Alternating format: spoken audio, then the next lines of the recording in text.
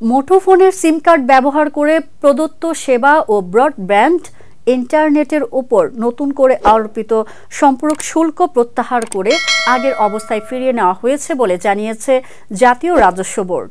এতে বলা হয়, দেশের চলমান ডিজিটাইজেশন কার্যক্রম অব্যাহত রাখা ও একটি আধুনিক আইটি জ্ঞানসম্পন্ন তরুণ প্রজন্ম বিনির্মাণ এবং অনলাইন ভিত্তিক কর্মকাণ্ড বৃদ্ধির লক্ষ্যে মোবাইল ফোনের সিম/রিম কার্ড ব্যবহারের মাধ্যমে প্রদত্ত সেবার উপর বর্ধিত সম্পূরক শুল্ক এবং আইএসপি সেবার উপর নতুন আরোপিত সম্পূরক শুল্ক সম্পূর্ণ প্রত্যাহার করা হয়েছে।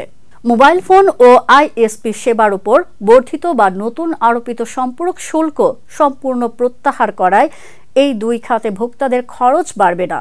এর আগে গত ৯ জানুয়ারি অপারেটর ও গ্রাহকের আপত্তির মধ্যেই খরচ বাড়ানোর সিদ্ধান্ত নেয়া ব্রডব্যান্ড ও মোবাইল ইন্টারনেট ব্যবহারে প্রথমবারের মতো ব্রডব্যান্ড সেবায় 10% সম্পূরক শুল্ক আরোপ করে জাতীয় রাজস্ব বোর্ড। এই নির্দেশনা বাস্তবায়িত হলে 500 টাকার সংযোগে গ্রাহককে বাড়তি গুনতে হতো অন্তত 77 টাকা। আর মোবাইল সেবায় অতিরিক্ত 3% সম্পূরক শুল্ক আরোপ করায় 100 টাকার রিচার্জে কর দিতে হতো 56 টাকার বেশি।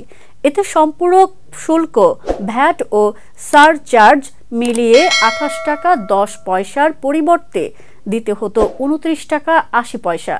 সব মিলিয়ে 100 টাকায় সরকার পেত 56 টাকা 30 পয়সা।